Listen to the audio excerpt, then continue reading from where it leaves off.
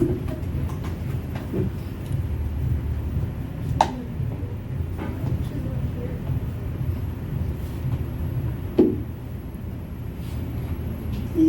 Purihin po ang Panginoon. Magandang hapon po sa ating lahat. Pagpala po ba tayo? Say Amen. Amen. Amen. Praise the Lord. Okay. Siguro bago yun, gusto ko magpasalamat sa Panginoon dahil medyo napuyat ako kagabi para matapos yung mensahe nito eh. Pero purihin ang Panginoon, natapos din siya kahit medyo puyat. At eto siya. Handa siya para ibahagi sa atin sa pagkakataong ito sa hapong ito. Noong panahon po ng creation, every time nagagawa ang Panginoon sa bawat araw, okay? At pagkatapos ng isang araw, titingnan ng Panginoon yung kanyang mga gawa. Makikita po natin doon ang koro, yung chorus, na laging sinasabi ng Biblia, and God saw it was good. Nangyari ang mga bagay na yun sa loob ng 6 na araw o sa loob ng 5 araw, mula unang araw hanggang ika-5 araw. Tama po ba? Pagkatapos ng isang araw, pagkatapos ng paggawa ng Panginoon, titingnan niya yung kanyang gawa at sasabihin ng Biblia, and God saw it was good. Pero ano po ba ninyo iba nangyari ng ika-6 na araw? Bakit kaya palagay po ninyo? Pagkat nung ika-6 na araw, nilikha ng Panginoon yung tao. At ayon sa Biblia, nilalang ng Diyos yung tao ayon sa kanyang larawan, ayon sa kanyang wangis. Tama? Nilikha ang tao na perpekto. Nilikha ang tao na immortal. Okay? At matalino. Okay? Kaya ang sabi ng Biblia, pagkatapos ng 5 araw, sa ika-6 na araw, nagbago yung chorus. Iba na ngayon. Okay? Yung sinasabi, yung binabanggit ng Biblia, pagkatapos ng paggawa ng Panginoon, ano na?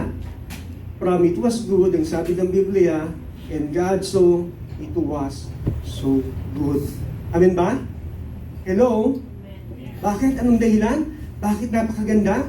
Sapagkat nakita ng Panginoon yung kanyang masterpiece. Nakita ng Panginoon yung tao na ginawa niya ayon sa kanyang larawan, ayon sa kanyang wangis. Amen po? Amen. Amen. Sa hapon pong ito yung pag-aaral po natin ay may kinalaman dun sa mga unang tao. At yung titulo ng pag-aaral po natin sa hapong ito, tinawag po natin, hello?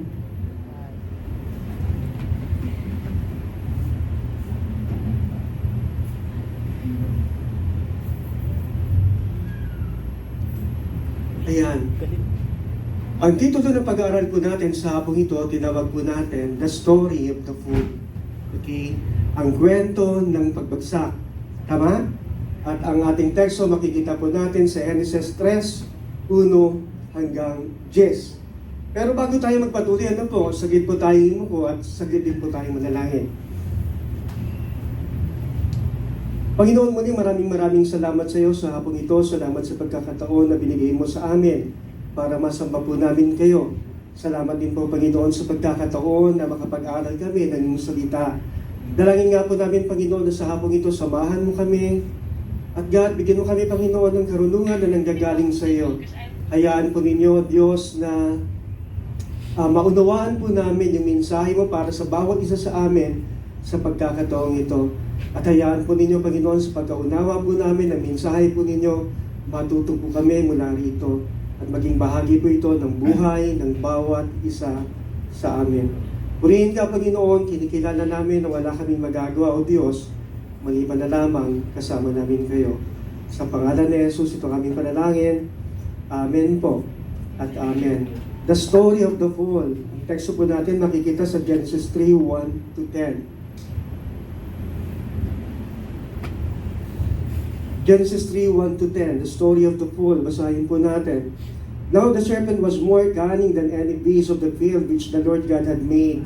And he said to the woman, as God indeed said, sinabi ba ng Diyos?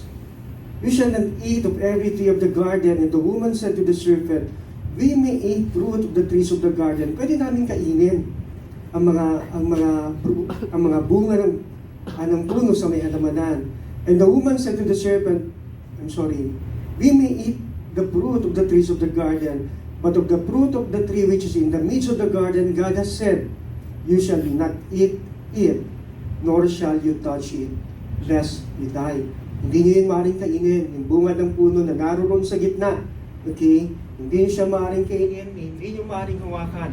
Baka kayo mamatay. Yun ang pagkakasabi ng babae. Verse 4.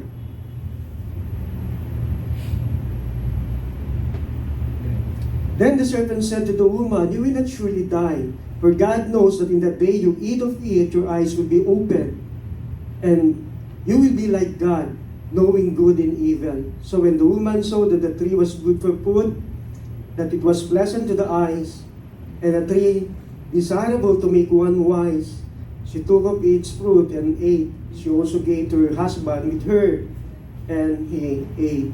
Verse 7.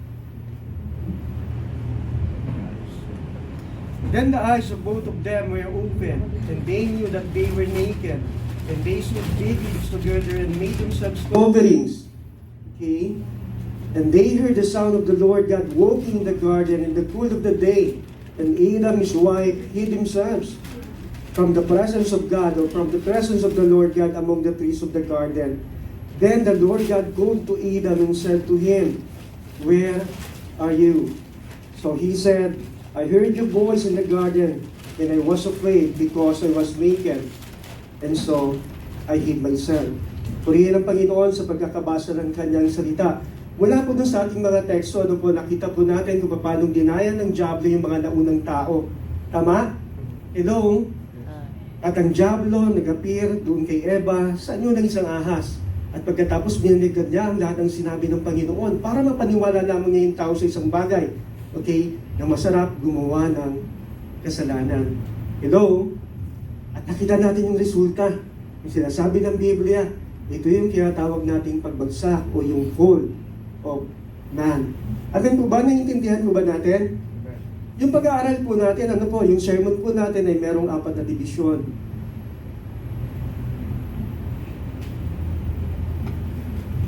Okay, meron tayong 4 divisions doon sa ating sermon, doon sa ating story, sa ating kwento. Ang una, the test. Yung pagsubok. Makikita natin yun sa Genesis 2:16 to 17. Okay, meron po bang pwedeng extra microphone para medyo mahina yung boses ko eh. Okay, Genesis 2:16 to 17, ano sinasabi? "And the Lord God commanded the man, saying, Of every tree of the garden you may freely eat, but of the tree of the knowledge of good and evil you shall not eat, for in the day that you eat of it, you shall surely die." Amen? Inutusan ng Panginoon yung lalaki, sabing gano'n, "Lahat ng bunga sa may halamanan, malaya ninyong kainin. Pero yung bunga ng puno ng kaalaman ng mabuti at masama, hindi ninyo pwedeng kainin. Sapagkat sa araw na kinain ninyo yung bunga na yon, walang pagsalang," sabi gano'n ng Biblia. Anong sabi? Mamamatay kayo. Ano yung punto dito?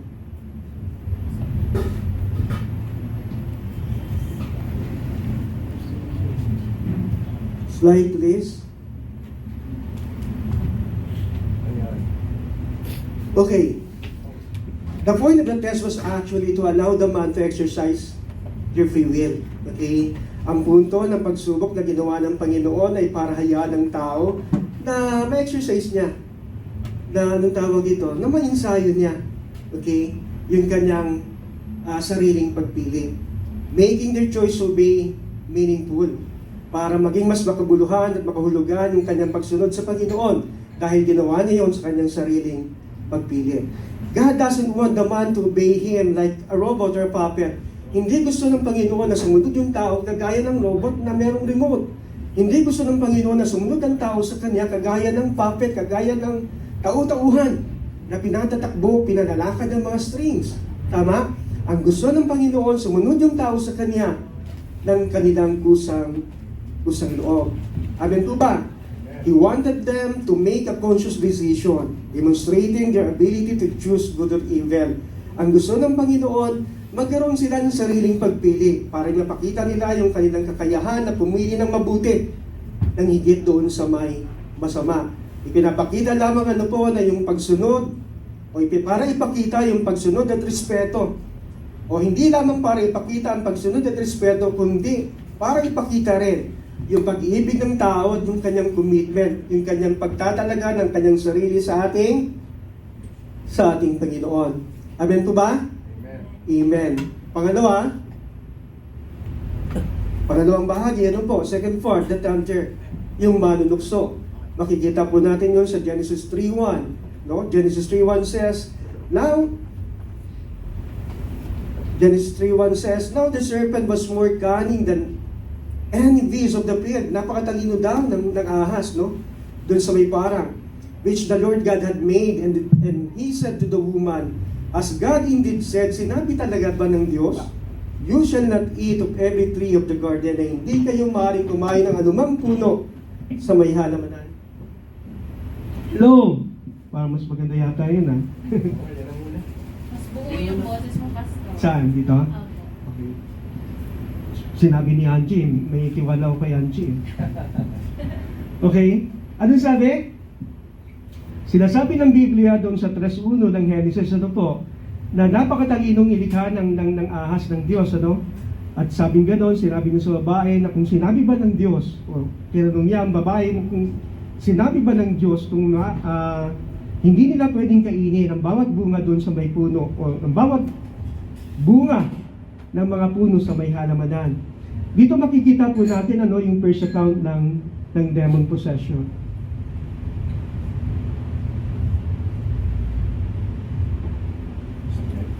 Sama ka. Okay. It is said to be the first account of demon possession, where the devil possessed the serpent to intrude the affairs of man unnoticeably, no? Makikita natin yung unang pagkakataon na yung diablo ay pinoses, no? Yung isang uri ng laman, at yung pagkakataon yun, no? Yung pinoses ng diablo ay yung katawan ng ahas. Bakit natin nasabi yun? Palagay po ninyo. Bakit natin nasabi na yun ang first demon possession? Kung mapapansin po ninyo yung pronoun na nung tukuyin ng Biblia, yung ahas, sinawag niya itong he. Ginagamit lamang yung pronoun na ito para dun sa tao, para sa lalaki. Tama po ba? Dahil kung yung ahas mismo yung nagsasalita ng pagkakataong yun, tatawagin itong it. Pero hindi ganoon ang nangyari. Ang ibig sabihin, ang diablo nagsasalita sa loob ng ahas. Isang bagay pa, no? Kung hindi diablo ang nagsasalita, o hindi na-possess ng diablo yung ahas, kung nag-anyo lamang na ahas yung diablo, hindi kinakailangan pati yung ahas masama sa curse. Dahil hindi siya accomplice, wala siya kinalaman dun eh. Pero ang totoo, naging accomplice siya nang gamitin siya ng diablo. Kaya masasabi natin yun na hindi nag-anyong ahas yung diablo, kundi pinusas niya yung ahas at nagsalita siya sa magitan ng ahas. Nasusunod ba natin? So ano po yun? Yun po yung first demon possession na makikita po natin sa account ng Biblia. Okay?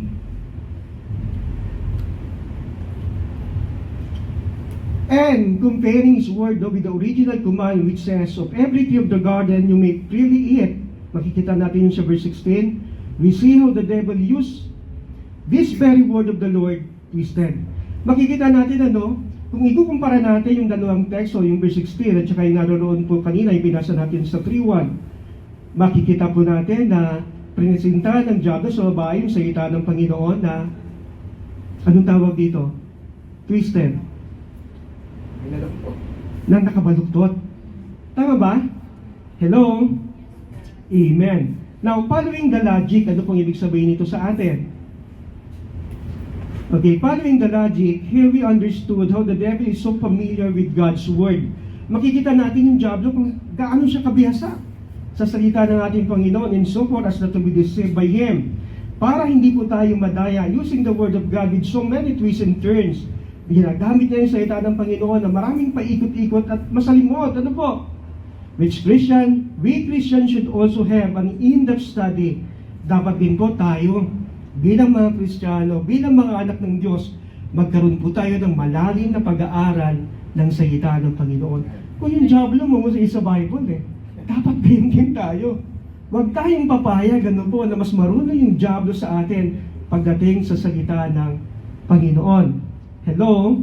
Yes. We Christians should also have an in-depth study of the Scripture to be able to refute, para malabanan po natin, para maituwid po natin yung mga pagsisinungaling, yung mga kasinungalingan ng diablo. Amen po ba? Amen. Hello?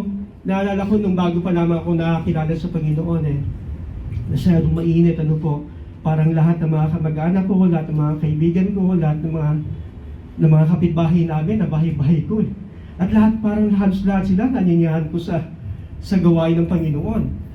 At alam po ba ninyo, every Sunday noon, napupuno yung simbahan namin. Dahil yung parang kay Angie, dala-dala ko yung mga kapitbahay namin, yung mga pinsan ko, yung mga kaibigan ko. Pero may mga time, ano po, na kapag pupunta ako sa isang bahay, may nakakasabay ako. Na iba yung paniniwala nila kaysa sa atin. At napansin ko, ang gagaling nila. Okay? Parang alam na alam nila kung anong sasabihin nila. Parang alam na alam nila yung bawat sagot sa bawat tanong. Nasusundan po ba natin? So, paano yun? Anong gagawin ko? Sabi kong gano'n. Paano ko mapaniwala yung mga pinupuntahan ko? Okay? Na yung grupo na kinabibilangan ko ay yung totoong merong tamang paniniwala at pananampalataya sa Panginoon. Simula yun para magsimula na akong mag-aaral. Ano po? Naalala ko noon yung una kong libro, 70 Great Doctrines of the Bible, kay William Evans. Pagkatapos, bumili na ako ng 100 Bible lesson kay Douglas Alban. Naalala ko yung una kong commentary, yung handybook ni Henry H. Halley. Maliit lang, yung maliit, parang sukat lang ng Biblia. Bago ako bumili ng Strong. Kasi wala pang computer dati, Strong, laki-laki. Doon kasi kapag nag-aaral ka, kapag nagtuturo ka, meron kang dalawang version ng Bible. Kailangan yon, necessary yon, in comparison. Tapos meron kang Bible Dictionary, meron kang Bible Commentary. Ganun. Okay? Naalala ko nga, may mga pagkakataon nun kapag kasi minsan na ako lumabas bibili na ako ng truck sa may recto dun sa tabi ng UBC. Naalala niyo yun? Yung sa Moraita, yung University Church, United Baptist Church na tayo. Siguro mas alam ni Pastor yan dahil doon sila nag-aaral sa FEU. Sino ba nag-aaral sa FEU? Pastor Rene. Okay. Pagkatapos kapag may mga nakikita ako doon sa daan na nagtuturo, talagang hinihintuan ko. Hindi ako pumapayag, na maraming taong nakikinig sa kanila at pagkatapos nagtuturo sila ng mali, ng taliwas sa sinasabi ng Biblia, ng taliwas sa sinasabi ng salita ng Panginoon. Talagang humihinto ako. At pagkatapos sila-challenge ko yung doktrina nila. Parang ganun ako dati. Nung bata pa ako noon, siguro mga 18, 19, dahil ako nung una nakakilala sa Panginoon So ganun. Huwag tayong papayag, na mas matalino sa atin, na mas may alam sa atin, yung diablo. Bilang mga anak ng Panginoon. Kaysa, tawag ito, doon sa salita ng Diyos. Dapat mas marami tayong alam kaysa sa Kanya para masagot po natin yung mga kasinungalingan niya. Okay? Na sinasabi sa atin. Pangatlo,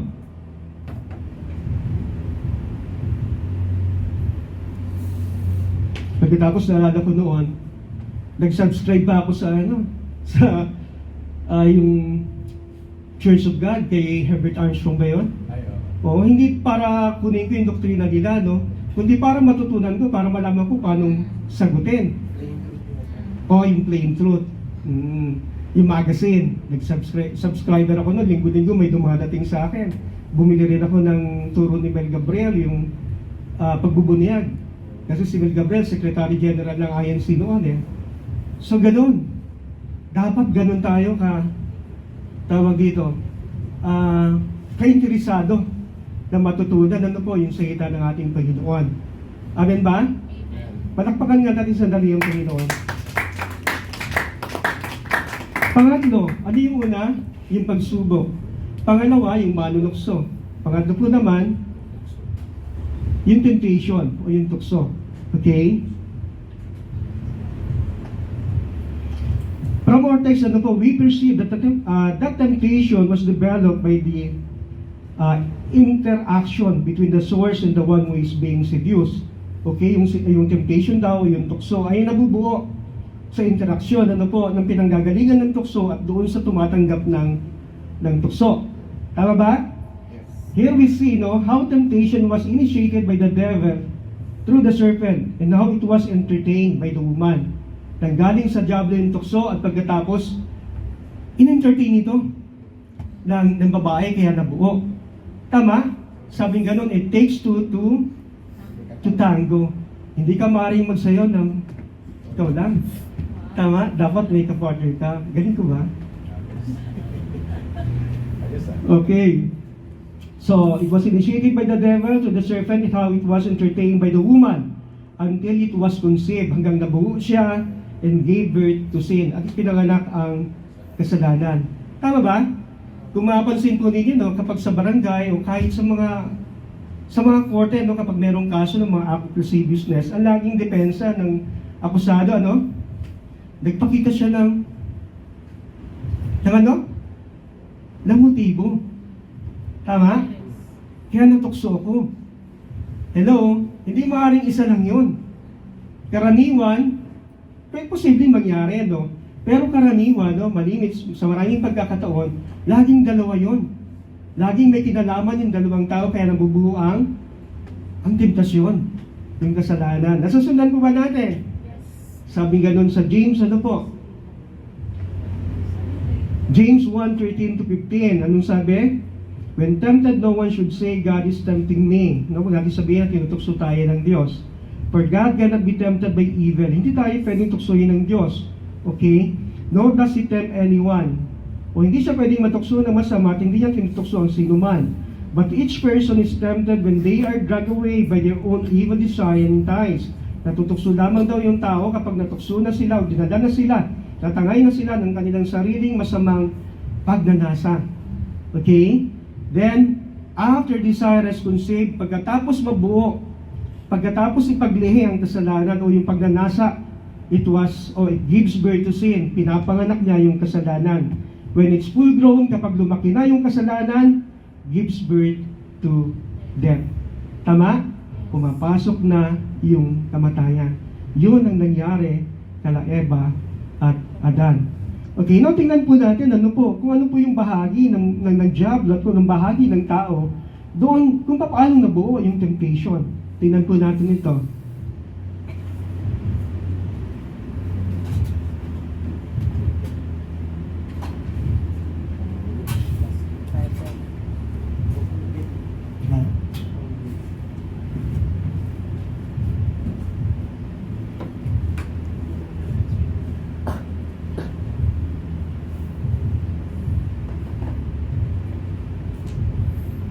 Letter A, yung devil's part, makikita po natin doon. Number 1, he did not appear in his own person. Makikita natin yun sa verse 1. Okay, letter A. Tama, letter A. It says, that the devil appeared before the woman in the form of the serpent. Ang ibig sabihin, meaning, when the tempter comes, kapag dumadating yung manunukso, he comes to us in disguise. Lagi siyang dumadating sa atin, lagi siyang pumapasok sa buhay natin nang nakabalat kayo. Amen ba? He will not approach us as ugly and scary. Hindi siya darating sa buhay natin na nakakatakot at pangit.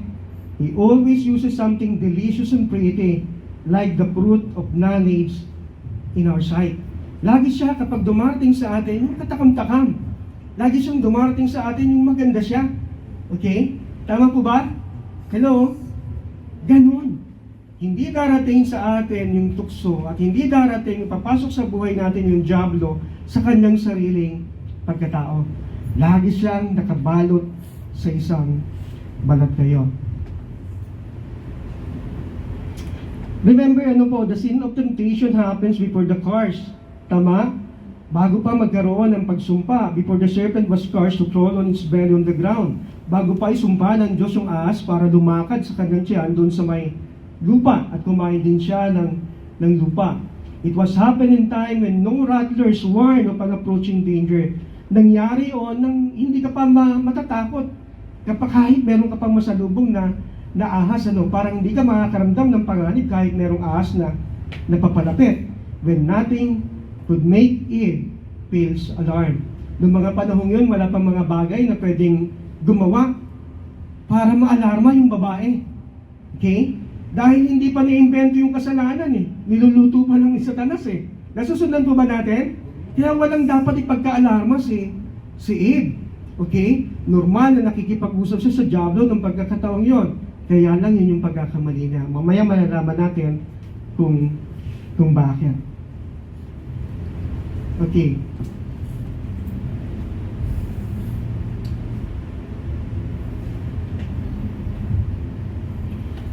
So it is evident from here that the devil would not approach us with the roar of a lion. Hindi pupunta yung diablo sa atin, hindi siya darating sa buhay natin na merong atungan ng leon. Hindi natin mararamdaman yung kanyang pagdating, or even a hint that he is coming. He will just simply slide into our lives. Gagapang lamang siya sa buhay natin.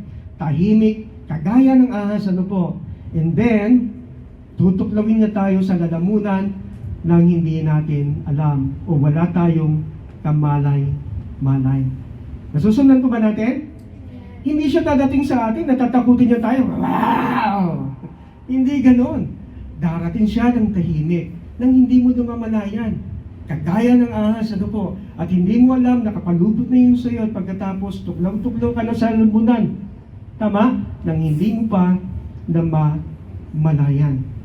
Ano po ang sabi ni Mephistopheles?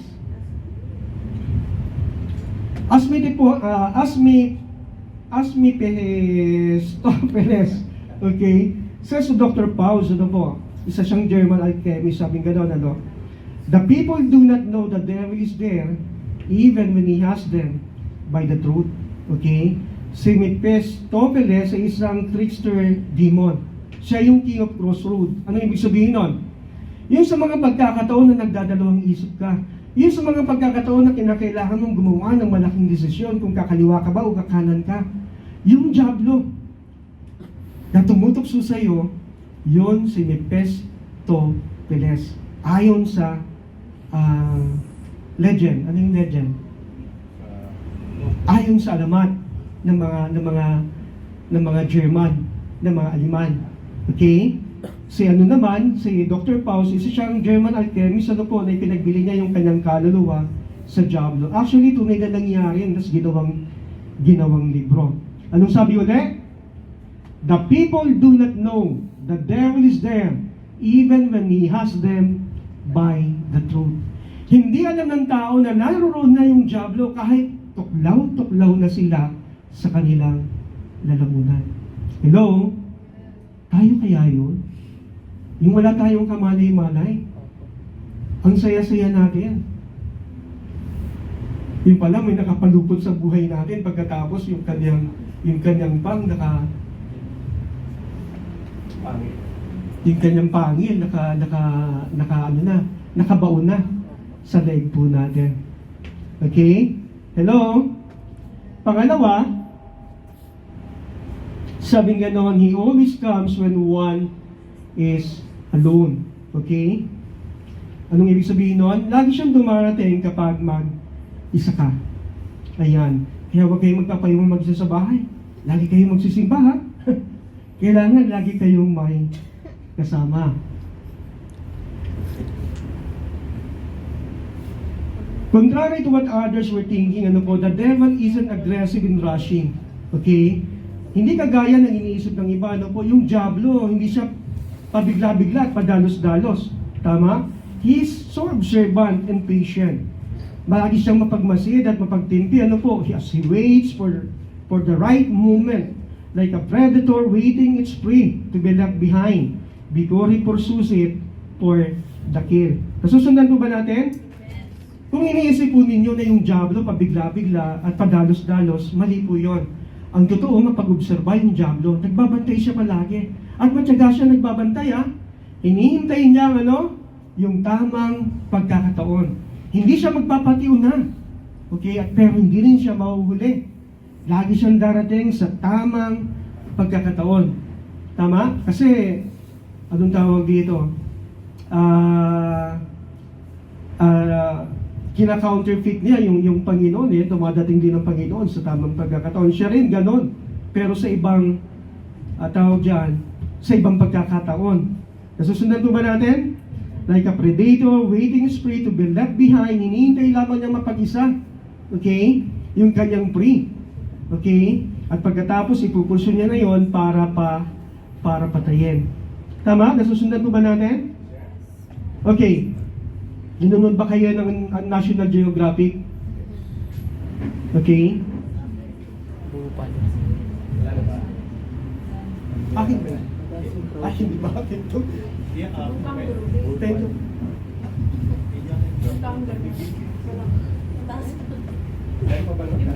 Okay. Kapag maliliit po, ano po, yung mga pre, madali yun para sa leon eh. Kahit mag-isa lang yung leon, sasalakayin niya yun at lalapayin niya agad-agad.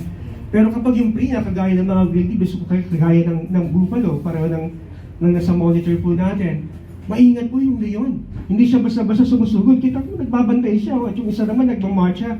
Naghihintay pa sila ng kasama, kasi lumalaban yan eh. Nakakita na ba kayo ng leon na sinusuwag ng buffalo? At talagang bumabaon yung sungay ng buffalo dun sa katawan ng leon. Tama? Anong ginagawa ng leon? Gumagawa siya ng taktika para magulo yung herds, yung kawan. Gugulatin nila yun kapag marami na sila. At kapag nagtagbuhan na yung mga wildebeest o yung mga buffaloes, ano nangyari? Yung naiwan, yun yung nilalapan nila. Okay, hindi yung marami. Kasi sa laki ng buffalo, ng wildebeest, sapat yun para sa isang linggo. Nasusundan po ba ninyo? Hindi nila kailangan patayin lahat ng yun. Ang babantayan lamang nila kung sino yung may iwan doon sa may kawan.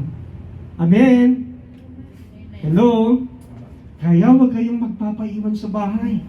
Lagi tayong pumunta sa simbahan sapagkat narito merong lakas kapag may kasama tayo. Amen? Walang magagawa ang isang thread kapag single lang siya. Pero kapag ang thread, 2 o 3, matibay na siya. Kahit yung mga single reed, no, yung isang tingting, wala siyang kayang gawin. Pero pag binugos mo yung tingting, kapag dumami na yung reeds, kaya nang walisin. Okay? Ang isang malaking espasyo. Tama po ba? Amen. Palakpakan nga po natin sa dating Panginoon. And this is what exactly happened to Eve. At ito yung tiyak na nangyari kay Eva. Maring umalis na si Adan para magtrabaho, para bungkalin yung lupa na pinagkatiwala sa kanila ng Panginoon. At sinamantala naman yon ng kaaway ng Diablo. Tama, nung maiwan na yung babae na walang kamalay-malay sa utos ng binigay ng Panginoon doon kay Adan. Tama? Kung natatandaan po ninyo, nung nakaraan, pinag-aralan po natin na yung kuman, binaba doon sa lalaki. Okay, kaya kahit ano o anumang nalalaman ng babae patungkol doon sa utos o patungkol doon sa prutas, lahat yon second-hand information lamang. Nasusundan po ba natin?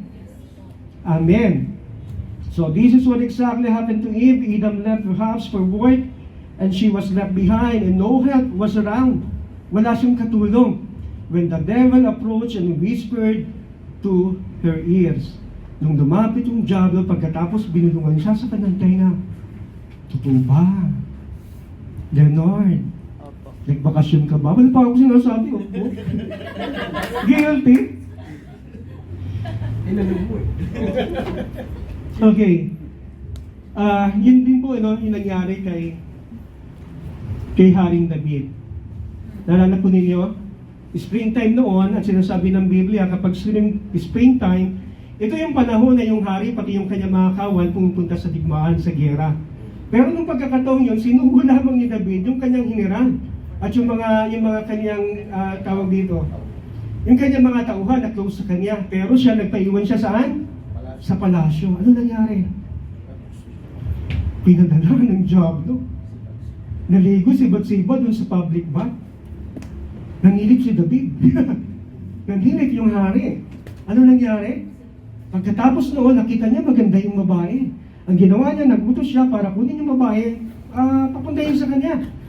At ano nangyari? Wala magawa yung babae, subject siya, no? Subject siya ng hari. Kahit ano gawin ng hari, walang pagtutol na magagawa ito doon sa babae. Tama ba? So, nangyari, sinipingan niya yung babae at naniniwala tayo na hindi lamang yun minsan nangyari. Dahil ang sabi ng kwento, nagbuntis. Tama? Nagbuntis si Bathsheba. At nung magbuntis na si Bathsheba, para mapagtakpan yung ginawa niya, nagpadala siya ng sulat sa kanyang commander, kay General Joab. Okay? Nagpadala siya ng sulat, sinasabi niya roon, na dalhin mo si Uriah, yung asawa ni Bathsheba, doon sa mainit na labanan. Lagay mo siya sa front line, pagkatapos dalhin mo siya doon sa may mainit, umaiting na labanan. Kapag mainit na yung labanan, mabito kayo. Ginawa nila yun. Ginawa yun ng commander. Ang nangyari, lahat ng nasa front line namatay.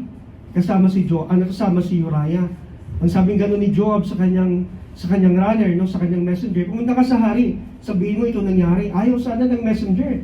Magagalit yung hari, maraming namatay eh. Paano yun? Sabihin mo, may mga namatay, kasamang namatay, si Uriah. Yun yung trophy niya. Kaya nakarating sa kanya yung balita, baliwala sa kanya na mayroong mga namatay sa kawan niya. Ang importante, narinig niya, namatay si Uriah. No? Nagkapatong-patong yung kanyang kasalanan, no? Dahil sa simpleng pagpapaiwan doon sa palasyo, kaya sa pagkakataon na yun naman, sinamantala ng kaaway ng Diablo. Nasusundan po ba natin? Amen. Pangatlo, he targeted the weak part or the weak link. Tama? Ang lagi niyang kinatarget, yung mahinang bahagi ng katawan natin, o yung weak link, yung mahinang tawag dito, o yung mahinang tao. Halimbawa, yung weakest link sa atin, yun yung una niyang sisilain. Tama? Kapag kasi doon sa may kapag nanood ka ng National Geographic, kapag nagmamigrate yung mga hayop, nagmamasid lang yung mga leon eh. Yung mga predator eh. Ang binabantayan nila yung maliliit, yung mga anak-anak. Kasi madali nilang silain. Hello? So ganun po nangyari, no? Saan na ba ako? I'm sorry. Pagkatapos ng David fall, tama. Hebrews 10:25, doon sabi gano'n, not giving up, meeting together, yung sinasabi natin kanina pa, as some are in the habit of doing. Huwag natin kalilimutan yung magsama-sama tayo sa isang pagtitipon na kagaya na ginagawa ng iba. Tama? But encouraging one another in all the more as you see the day approaching. Lalo na ngayon, na alam po natin na papalapit na yung pagbabalik ng ating Panginoon. Now, number 3,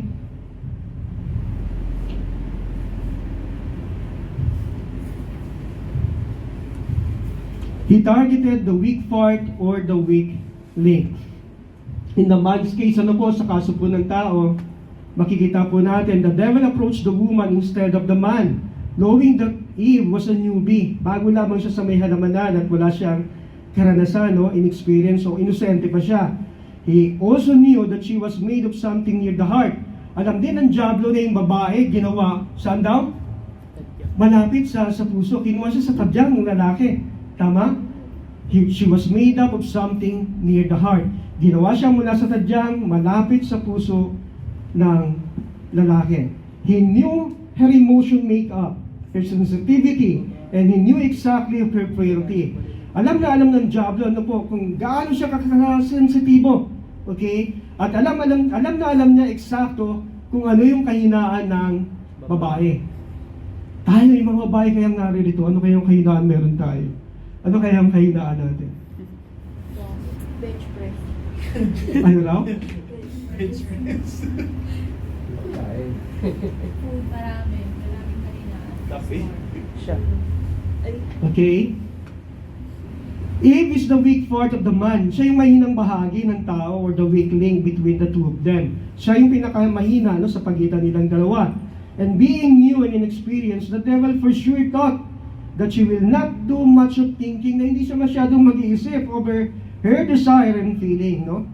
Besides the fact that she wasn't even present when God commanded Adam. Hindi siya presente nang inutos ng Panginoon kay Adan na bawal kainin yung bunga ng puno ng kaalaman ng mabuti at masama. And the devil knew very well that the woman would be dazed and confused in the process. At alam ng Diablo dahil wala siya roon, kapag tinanong niya ito ng paulit-ulit at nakakalito, mahihilo yung babae, tama? At malilito siya sa proseso. Hello? Kahit sa korte, kahit nasa tama ka na kapag mahina yung loob, nagtatayo sa witness stand, tas magaling ang abogado, makapaikot niya lilituhin niya yung witness. At babaligtad yung pangyayari kung mapabor na ngayon sa kanila, yung kwento ng witness. Sa halip na dapat yung kwento ng witness against those accused, nagiging pabor sa accused. Tama ba? So, ganun din yung mga pangyayari po dito. Ayan, kilala po niyo yan? Yes. Kamukha ko, no? Agree, Pastor.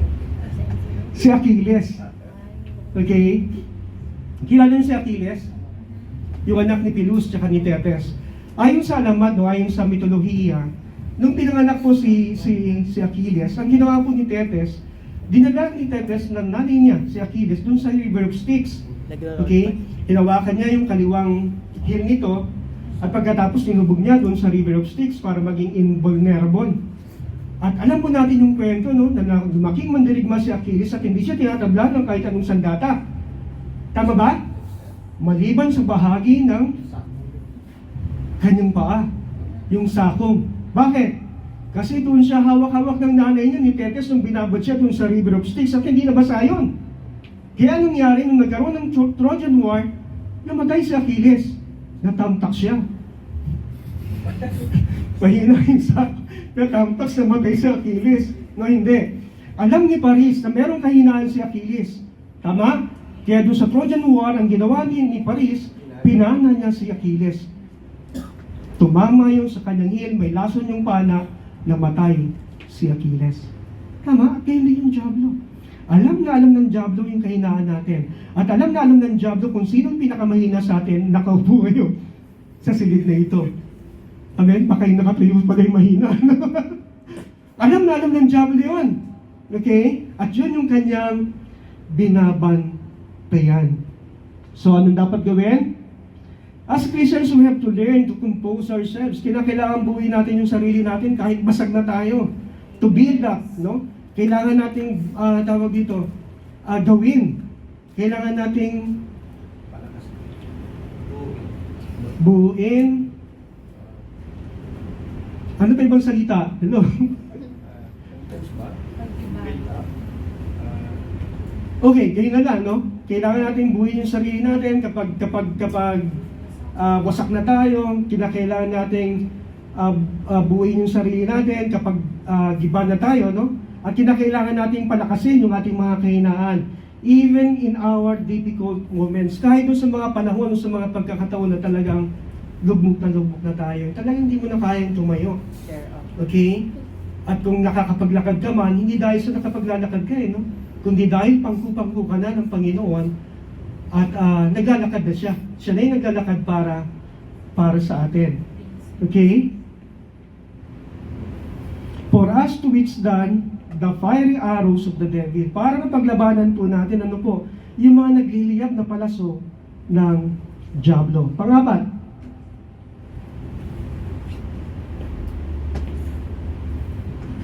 he cast doubt and distrust of the word of God. Anong sabi sa Genesis 3:1a? Naglalagay daw siya ng pagdududa. Okay? At nang hindi pagtitiwala sa salita ng Diyos. Genesis 3:1a, ang sabing ganon, did God really say? Sinabi ba ng Diyos? Wala naman tanong dapat dahil talagang sinabi. Pero para maglagay ng pagdududa doon sa isipan ng babae, tinanong niya yung bagay na yon. Okay? Like we said before, ano po, it may seem that the devil here was just asking a sort of clarification. Parang humingi lamang siya ng paglilinaw. Tama ba? But with this line of questioning to the person who wasn't there and heard the commandment firsthand, nung wala naman doon, nung binaba yung kautusan at hindi niya narinig ito ng firsthand, it is evident, malinaw ng intensyon ng Diablo was actually to induce doubt para maglagay ng pagdududa in the mind of the woman, sa isipan ng babae, and distrust, at nang hindi pagtitiwala sa salita ng Diyos. Doubt and distrust that he fueled with lies. Okay? Pagdududa at di pagtitiwala na pinalalapan niya sa magitan ng kasinungalingan. Hello? Amen. Trabaho po ng Diablo yun. Yung naglalagay ng pagdududa at hindi pagtitiwala. Anong sabi? Genesis 3:4-5. You will not certainly die, sabi ng Diablo. The serpent said to the woman, for God knows that when you eat from it, your eyes will be opened. Okay, makikita natin tatlong kasinungalingan kagad sa teksto pa lamang na ito. And you will be like God, knowing good and evil. Like I told you last time, the man was already like God. Kaya malaking kasinungalingan yung sinabi ito ng Diablo that you will be like God. Sapagkat para na siyang Diyos. He was created in the image and likeness of God. Nilikha siya sa larawan at sa anyo ng Diyos. Kaya kagaya siya ng Diyos. Hello? Pag sinabi na, ano ba yung pagkakaiba muna ng image sa likeness? Alam po ba ninyo? Sa layman's term, tsaka na natin ito didiscuss sa ibang tawag dito, sa ibang pag-aaral naman. Ano yung pagkakaiba ng image sa likeness? Tumingin ka sa salamin. Nakita mo yung sarili. Wow, pogi. Sabi ko sana, si Kuya kamukha ko, ako kaugali mo. Tumingin ka sa salamin. Kaugali ko daw siya. No, sorry. Wait ko kayo. Tumingin ka sa salamin. Ulitin natin. Tumingin ka sa salamin. Image. Nakita mo yung reflection mo. Yun yung imahe. Okay? Yung reflection mo, mula sa salamin, yun yung image. At yung similarity, yung pagkakatulad ng refleksyon doon sa tunay na imahe, yun yung likeness. Tama? Nagpakuha ka ng litrato, na-develop yung picture. Okay? Yung nasa picture, yung nag-rehistro doon sa photo, yun yung image mo. Yung pag-similarity ng dalawa, yung pagkakamukha nila, ng nasa picture tsaka ng tunay na tao, yun ang likeness. Okay, siguro sa ibang pagkakataon, pag-aaralan din po natin yun. Like we said before, no, it may seem that the devil here was just asking a sort of clarification, but with this line of questioning the person, saan ako? Yun. Like we told last time, the man was already like God. He was created in the image and likeness of God. And he was intelligent enough to know what is good and what is evil. Okay, hindi niya na kailangan maging matalino pa. Ang totoo, binigyan na ng pangalan ng lahat ng hayop eh. Gaano ba karami yung mga hayop, pati yung mga pangalan ng puno, pati yung mga bunga ng puno. Tao nagbigay, tao nagpangalan. Okay, kaya isang pandaraya para sabihin ng Diablo, magiging kagaya ka ng Diyos. Mamumulat ang iyong mga mata.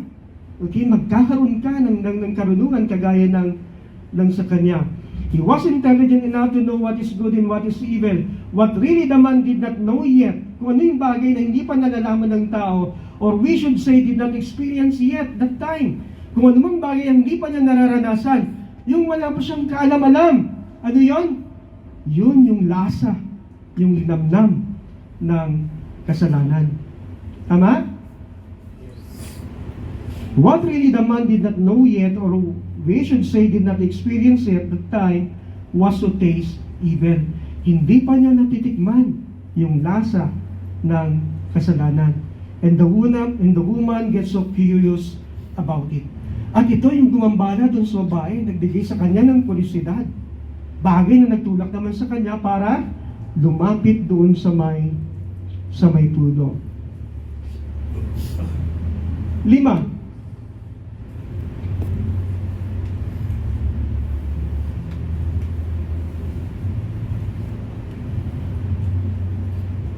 Okay, ganun pala yun. 5, he twisted the word of the Lord. Binaluktot niya yung salita ng Panginoon. Makikita natin sa Genesis 3:1b, anong sabi? You must not eat. Pero sa Genesis 2:16, anong sinabi ng Diablo?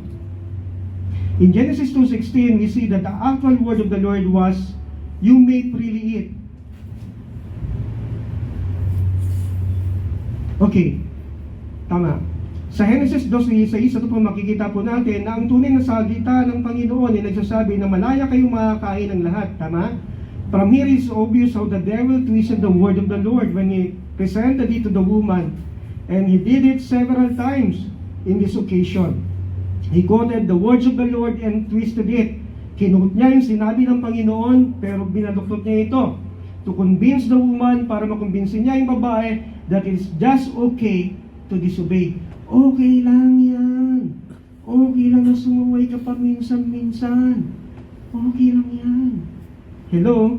Yun yung ginawa ng Diablo sa babae. Binaluktot niya yung salita ng Panginoon from the Word of God, no? Na nanggaling mismo sa bibig ng ating Panginoon. Naalala ko yung isang yung isang kwento patungkol sa isang simbahan na nag-post ng isang karikatura doon sa kanilang bulletin. Lumabas na agad. Bibitin ko sana eh. Meron isang simbahan na nag-post doon sa kanilang bulletin board ng isang karikatura. Doon sa caricature, makikita po natin yung Diablo na mini-meeting niya yung kanyang mga demonic ministers. Okay? At pagkatapos, alam po ninyo yung sabi ng Diablo doon sa kanyang mga ministro, go and twist the gospel. Meron din silang mensahe, meron din silang mandato. At ang mandato nila para baluktutin yung salita ng Panginoon. At yun yung sinasabi natin kanina. Dapat kung paano maalam yung kaaway, yung Diablo sa Biblia, dapat higit tayong mga anak ng ating Panginoon. Sabi kasi natin, go and preach the gospel. Yun ang utos ng Panginoon eh. Ang Diablo rin merong utos. Ang utos naman niya, go and twist the gospel. Hello? Babaluktutin niya. Kaya malalaman mo. Madali naman malaman talaga kung sino yung sugo ng Diablo, no? Tingnan mo yung mensahe niya, tingnan mo yung doktrina niya. Okay? Kapag nakita mo may napansin kang kakaiba doon sa doktrina, pagdudahan mo na. Tama ba? Okay.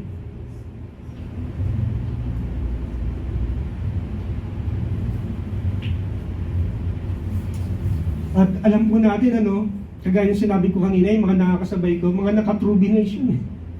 Mga may dalang portfolio eh. Okay? Mga disente talaga sila. At meron silang dalang mensahe. Kaya lang, binaluktot na yon ng mensahe ng ating Panginoon. Anong punto natin? Satan is a very good salesman. Napakagaling niya magbenta. Okay? Para siyang Electrolux man. I'm gonna knock on your door. Ring on your bell. Okay? He knows how to present himself well to everyone. Alam niya kung paano bihis ang gagawin niya. No? Kung saan siya pupunta, kaya niyang ibagay yung sarili niya. Tama ba? And if unaware, he can convince anyone, he can persuade us to believe that we really like something that we don't actually like. Tama? And that we badly need it and we're dying to have it, even if we're not. At kung hindi tayo aware, kaya niya tayong kumbinsihin. Kaya niya tayong i-persuade para maniwala tayo sa isang bagay na gusto natin. Pero ang totoo, hindi naman. Okay? Para pang handa tayong mamatay para makuha yung bagay na yon. Kahit ang totoo, hindi rin naman. Tama ba? More so, sabing ganon, he's a very good theologian and debater. He likes to discuss religion. Gustong-gusto niya na nagdi-discuss patungkol sa religion more than we do, nang higit sa atin. Rather than to talk about sin, kaysa pag-usapan yung kasalanan na pinag-uusapan natin ngayon. So don't argue with the devil. Huwag tayong makikipagtalo sa Diablo. Don't reason with him. Huwag tayong makipag-reason out sa kanya. For with his 1,000 years of experience and expertise of selling stuff through scams and schemes, you'll never win. Hindi tayo mananalo. Mula pa nung lalangin, sa simula pa lamang ng paggalang ng Panginoon, alam na natin kung gano'ng kausay magsinungaling yung Diablo. At ilang libong taon na nagdaan. Na perfect na yun, master niya na yun. Okay? Kaya wag po tayong makikipag-usap sa demonyo. Dahil hindi po tayo mananalo sa kanya. Ano po ang dapat natin gawin? Anong dapat gawin? Instead, bring your suit against him to God. Kung meron kang problema sa kanya, kung meron kang akusasyon sa kanya, dalhin mo sa Panginoon. And let Jesus Christ defend your case. Bilang abogado, hayaan natin si Kristo na tumayo at i-depende tayo laban sa bintang ng kaaway sa atin. Tama? Hindi na natin kailangan magpaliwanag sa kanya. Hayaan natin na magpaliwanag ng kaso natin, ng side natin, na yung ating abogado, yung ating advocate. At sino yung tagapamagitan natin sa Diyos? Si Kristo. Siya yung ating abogado. Dalhin natin yung kaso sa Panginoon at hayaan niya na siya yung mag-depend sa kaso natin, doon sa ating sitwasyon. Now, ano naman yung bahagi ng babae doon sa temptation? Letter B, the woman's part. Ano yun? 1. She's too close to the tree. Napakalapit niya doon sa may puno. Makikita natin yun sa verse 1 letter B. Ano po? Alam po ninyo, the woman should have avoided. Pwede naman iwasan yun ng babae. No? But she get herself closer to it instead. Pero mas pinili niya na lumapit doon sa may tukso. And it is evident when she heard the hisses or whisper of the serpent to her ears. At nakita natin yung indikasyon na malapit siya doon sa puno dahil narinig niya yung ng ahas, yung bulong ng ahas sa kanyang tenga. Hindi sinasabi ng Biblia, sumigaw yung diablo, halika rito, lumapit ka. Ang sabi lamang ng Biblia, nagsalita yung diablo sa ahas at parang marinig mo yung isang pangungusap ng hindi pa sigaw, kinakailangan na sa malapit kang distansya. Nasusundan po ba natin? She's too close to the tree or to the temptation. Huwag tayong lalapit, sa tukso. Anong posibilidad, Bakit nangyari yung bagay na yon? The possibility was, it was not the first time that Eve looked after the fruit of knowledge. Hindi lamang yun yung unang pagkakataon, hindi ka naman agad-agad matutukso ng isang tingin lang Ang nangyari, nagkakaroon ka ng second look, may third look pa, at may fourth look. Tama ba? Donald? Tumatawa siya kahit pipikit yung mata Tama? Hindi yan mangyayari agad-agad ng isang beses lang. So makikita po natin, merong indikasyon dito na hindi lamang yun nangyari sa isang pagkakataon. She was doing it already for some time. Ginagawa niya na yun siguro sa maraming pagkakataon. As in, mapapadaan siya roon, tumitingin siya doon sa may puno. Pinagmamasdan niya yung bunga ng puno na napakaganda. Okay? And so she became even more interested to come near to the tree for a better look. Hinto ka, titingnan mo for a better look, and then lalapit ka para meron pang a close up.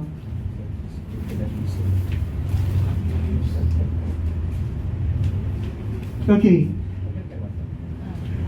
Unaware that she gets herself into much danger of intensifying her desire to have it, taste it, enjoy it. Tama?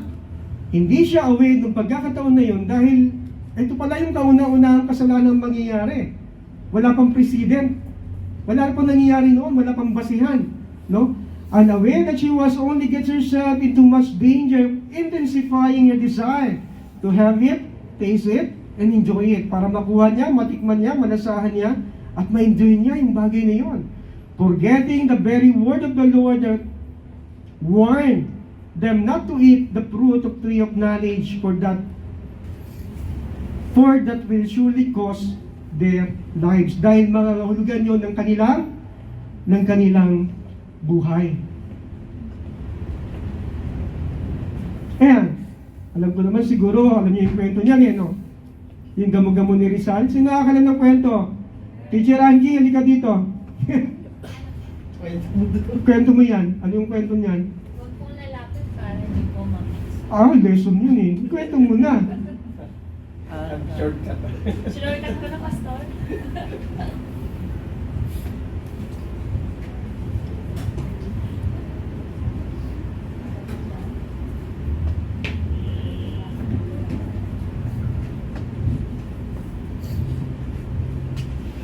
Ano yung kwento nun? Hello, ano yung kwento? Minsan isang gabi, nag-aaral si Rizal, yung batang Rizal, po si Pepe. At pagkatapos habang nag-aaral siya, naroon yung nanay niya, nakabantay sa kanya. Nag-aaral siya nung gabing yun sa magitan lamang ng ilaw na nagmumula sa may kandila, dun sa may lamesa. Okay? Hanggang unti-unti, naantok na si Pepe. Ang ginawa ni Chidora Alonso, kinuha niya yung libro at binasa niya yun para kay Pepe. Okay? Nung mawala yung antok ni Pepe, na inago naman yung atensyon nito doon sa gamo-gamo na lumilipad sa paligid ng apoy ng kandila doon sa lamesa. Nasusundan ko ba natin? At nakita rin yun ni Chidora Alonso. Kaya ang ginawa ng nanay niya ay nagkwento siya. At para kumuha ng aral mula doon sa kwento. At kinuwento nga niya yung tungkol doon sa dalawang gamo-gamo, yung mag-inang gamo-gamo. Ayon kay Chidora Alonso, merong dalawang gamo-gamo, yung isa yung matanda at yung batang gamo-gamo. Yung batang gamo-gamo, hilig niyang lumipad malapit dun sa may apoy ng kandila. Ang sabi sa kanya ng matandang gamo-gamo, huwag mong gagawin yan. Sapagkat masusunog ka. Masusunog ang pakpak mo ng apoy ng kandila kapag ginagawa mo lumapit ng mas malapit sa kanya. Pero matigas yung ulo ng batang gamo-gamo. Ano nangyari? Lumapit siya ng tuluyan doon sa apoy ng kandila na ikinasunog ng kanyang paru-paro. At alam natin doon sa kwento, binigyan ng tawag dito ng pakahulugan kung ano yung ginawa ni Rizal, no? Kahit binuwis niya, namatay siya, okay? Yun, pag pinag-aralan natin yung kwento, meron yung relasyon sa kanya. By the way, no, doon pala nagsimula yung sinasabi natin nagsusunog ng kilay. Hello? Noong mga panahon kasi yun, wala pang kuryente, walang telebisyon, no? At kapag nag-aaral sila sa gabi, ang tanging ilaw lamang nila, yun lalo na yung mga mahirap na pamilya, yung kandila sa lamesa. Kaya sinasabi na kapag nagsusunog ng kilay, nag-aaral na mabuti. Tama? At sinasabi na nagsusunog yung kilay, o nagsusunog ng kilay, dahil sa labis na pag-aaral, dahil sa labis na pagpupuyat sa pag-aaral, ano pwedeng mangyari? Yung mapayuko ka at masunog ang iyong kilay. Ha? O pwede rin, madama yung buhok. Okay, sabi ni Hanji. Pero doon po nagsimula yun, ano? Nung panahon na yun kasi walang mga ilaw, okay? Kaya sinasabi na kapag nag-aaral sa gabi, nagsusunog ng kilay. Kasi posible, no, kapag inanto ka na, masunog talaga yung kilay mo kapag napayuko ka doon sa apoy ng kandila. So makikita po natin, ano po,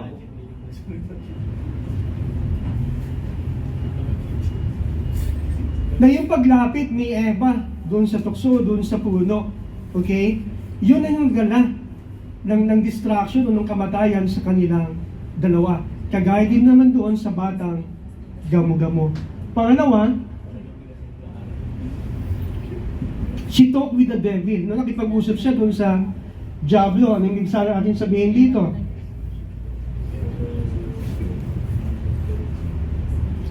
Meaning, she entertained the devil's enticement and entrapment until she falls for it, no?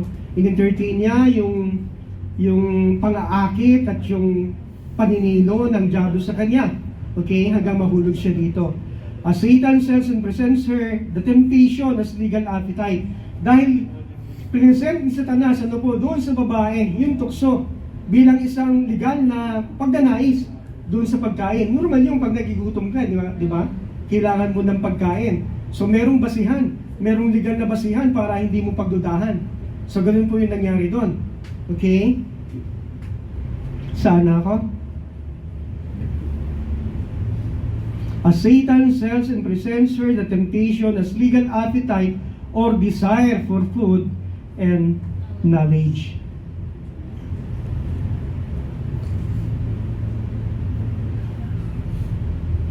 Yan, alam po niyo yan?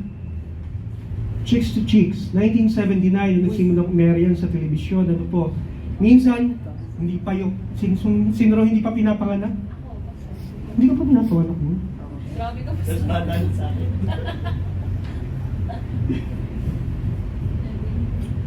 Wala.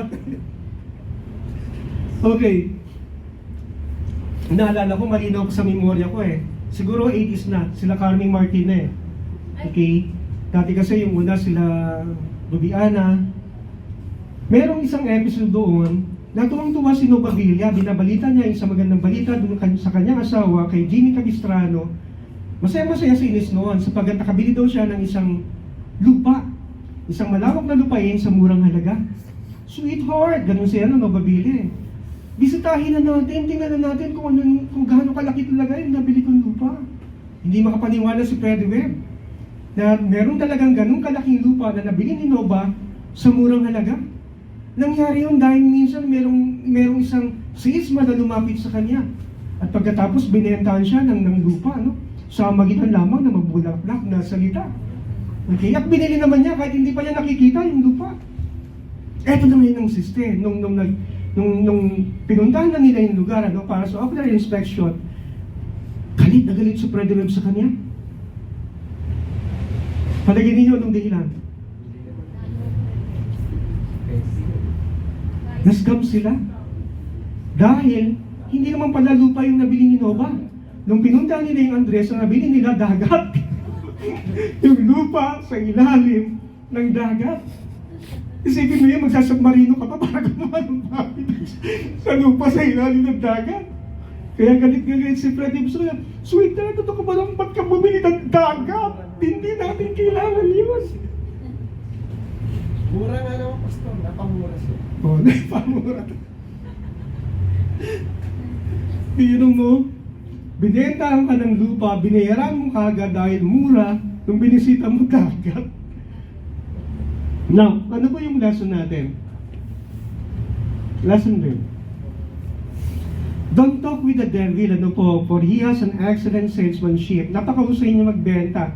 And he can convince anyone, if entertain, kapag in-entertain po natin to buy his words para bilhin natin yung kanyang salita, even without seeing the product of what he's selling. Kahit hindi pa natin nakikita yung kanyang ibinibenta, nakakita na kayo ng ganong salesmanship, mayroon siyang binibenta, salita lang.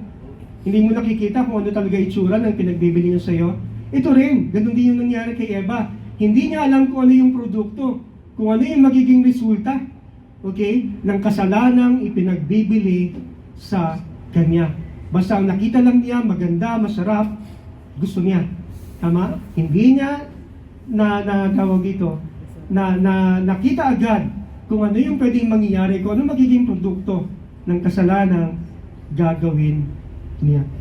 Pangatlo, she tampered the word of God. No, tinampered niya yung salita ng Panginoon. Makikita natin yon, letter A.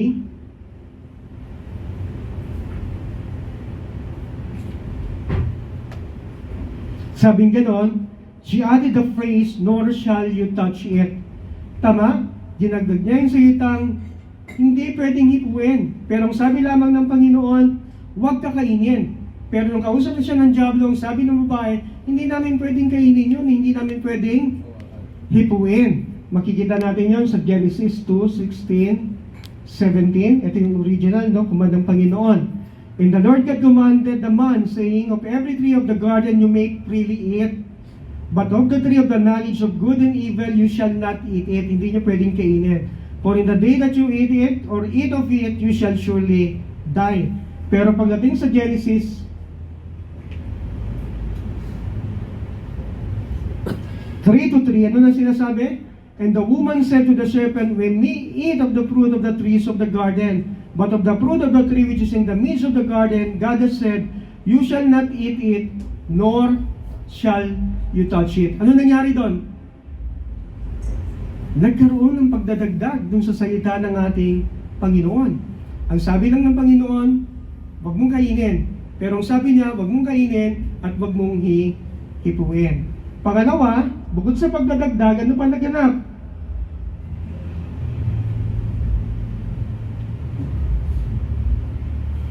She subtracted the word freely. Binawas naman niya, karoon naman ng pagbabawas, ano po? Tinanggal niya yung salitang malaya o freely. Okay? Sa Genesis 2:16b, anong sabi? God said, you may freely eat. Pero pagdating sa Genesis 3:3b,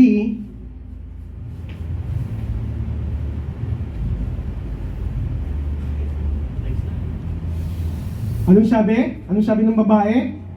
We may eat. Anong nawala? Anong nawala? Anong nabawas? Ang sabi ng Panginoon, you may freely eat. Ang sabi naman ng babae, we may eat. Tinanggal niya yung salitang freely doon sa original command ng ating Panginoon. Letter C, dagdag bawas. Tama, yun nangyari, dagdag bawas. Letter C, she toned down the word of God. Okay, paano nangyari yun?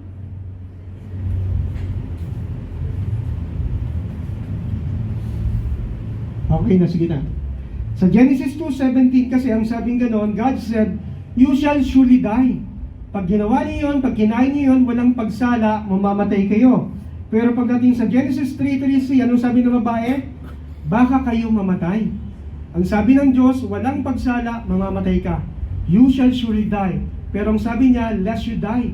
Baka kami o baka kayo mamatay.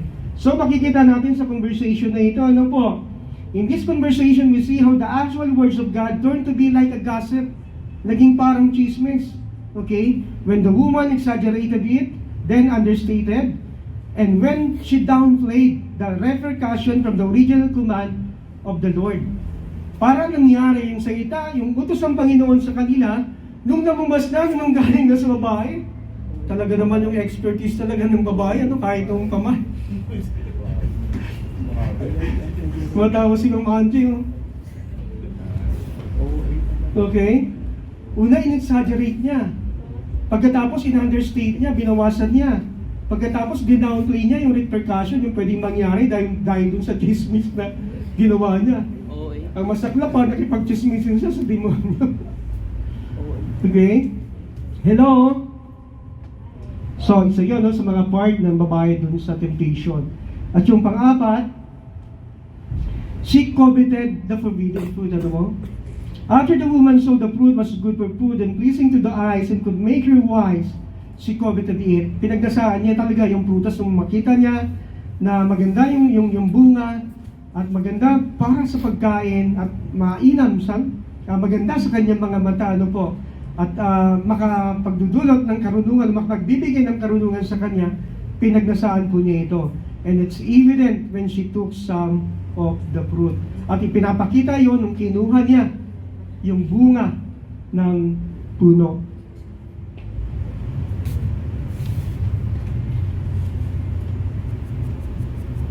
Ay, hindi ko pala nalipat, ano? After the woman saw the fruit was good for food and pleasing to the eyes and could make her wise, she coveted it. And it's evident when she took some of the fruit. Genesis 3:6, ano sabi? So when the woman saw the tree, so that the tree was good for food, lust of the flesh, that it was pleasant to the eyes, lust of the eye, and a tree desirable to make one wise, pride of life, she took of its fruit. She also gave to her husband with her, and he ate it. Okay? So, nagkaroon ng covetousness. Pinagdasaan niya yung bunga ng puno. Dahil hindi mo man yung kukunin, ano, kung hindi ka nagdanasa sa bagay na ito. Hindi mo siya pipitasin. Okay, kung hindi mo siya pinagnasaan. 5, and the woman finally ate the fruit. At sa huli, kinain na nga ng babae yung bunga ng puno. Ay, ano yung apple? Okay. Naalala ko, nakita nyo kanina pala yung dun sa may picture, yung merong devil, tas nakaupo yung mga executives. Parang nasa unan si Bill Gates, tsaka si Steve Jobs. Kamukha, hindi ko na alam kung sila talaga yan. Napuyat ako, kahanap ng mga picture na pwede kong gamitin. Hirap maghanap sa Google. Nababagay dun sa mensahe mo, sa text mo. Okay? And the woman finally ate the fruit. Genesis 3:6b, ang sabi,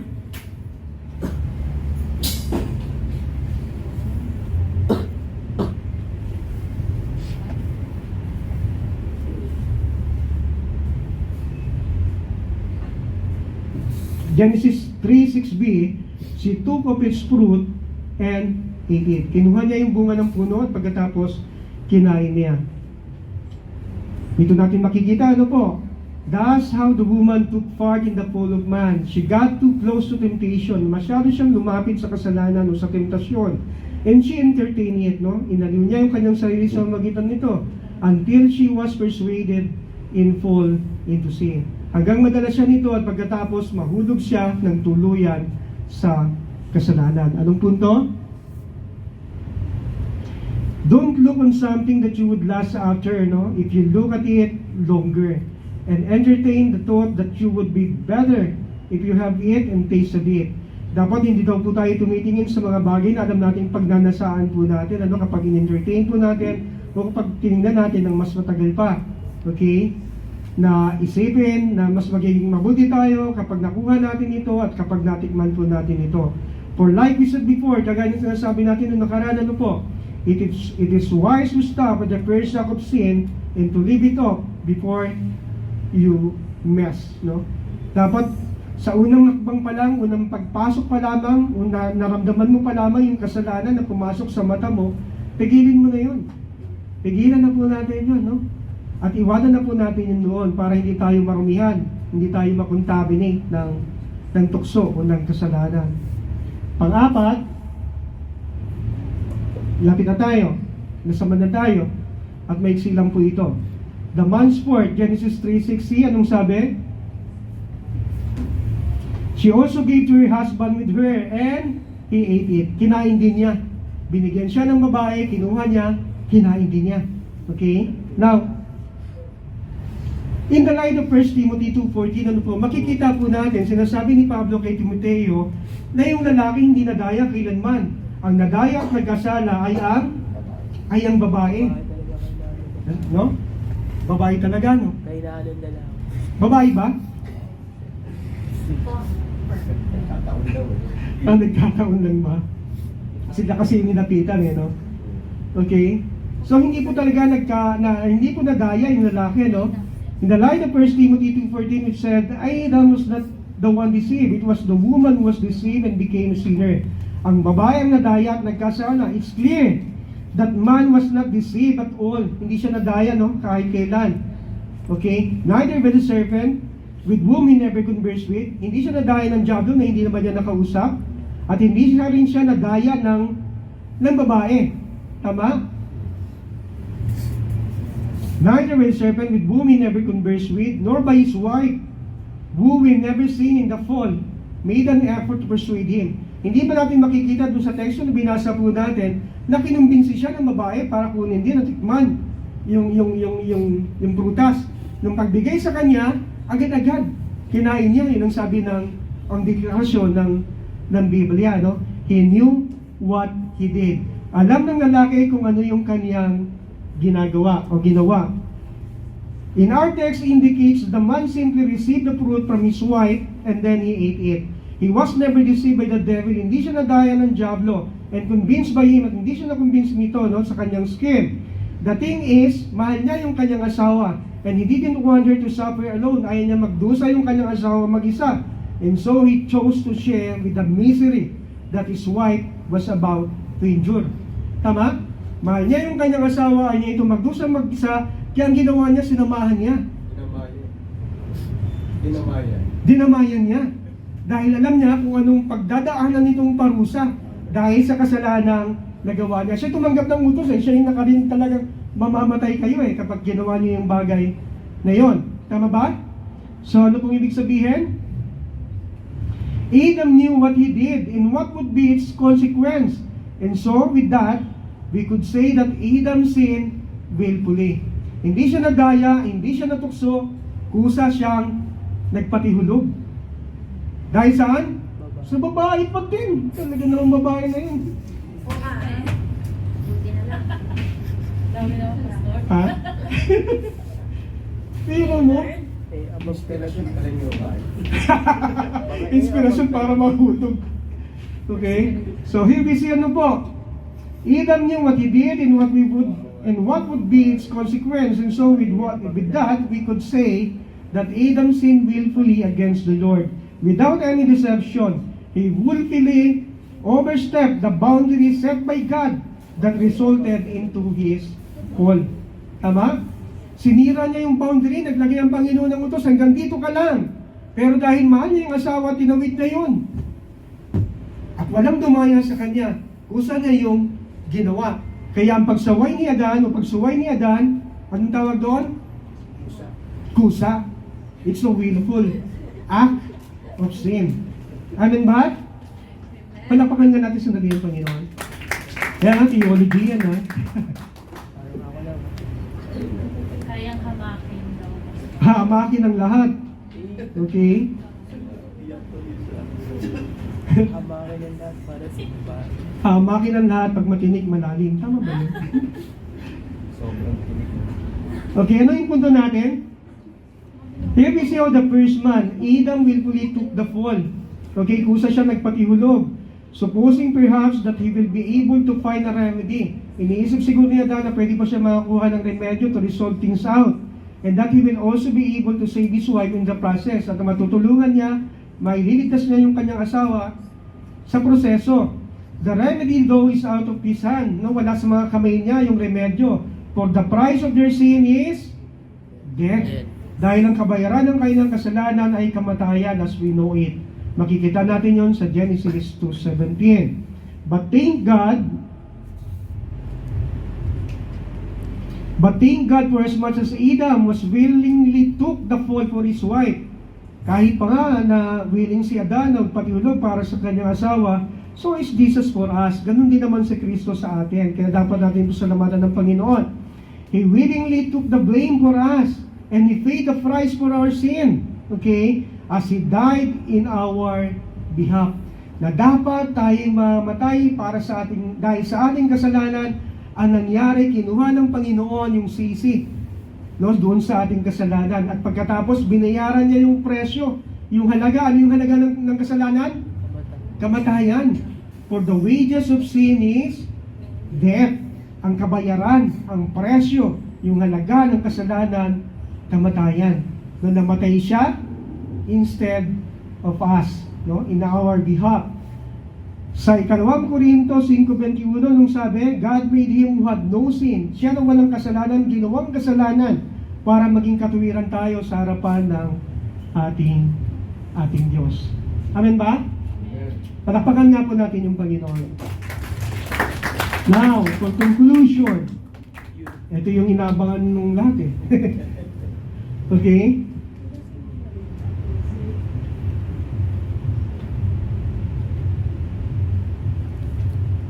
Ayun. In this lesson, ano po, we learn that man was created like God. Nakita natin kung paano nilikha ng Diyos yung tao na kagaya ng Diyos. Tama? For He was created in the image and likeness of God. We have personality. Meron tayong personalidad, in intelligensya, in intelligence to reason our thoughts, para mga tuwiran tayo. We also have emotion to enjoy or the feeling of excitement. Meron tayong pakiramdam para maramdaman o ma-enjoy natin yung feeling of ecstasy. Okay? And willpower to make decisions and choices. At binigyan rin tayo ng kakayahan ng Panginoon para gumawa ng mga desisyon at pagpili. Okay? Provided that freedom will not be abused and be used in opposition to the will of the Lord. Kaya lamang, ang kabilin-bilinan ng Panginoon, dapat lang, hindi natin sasawayin, no? Hindi natin gagamitin yung ating kalayaan at aabusuhin ito para lumaban tayo doon sa kalooban ng ating Panginoon. So what happened? What happened from the story of the fall?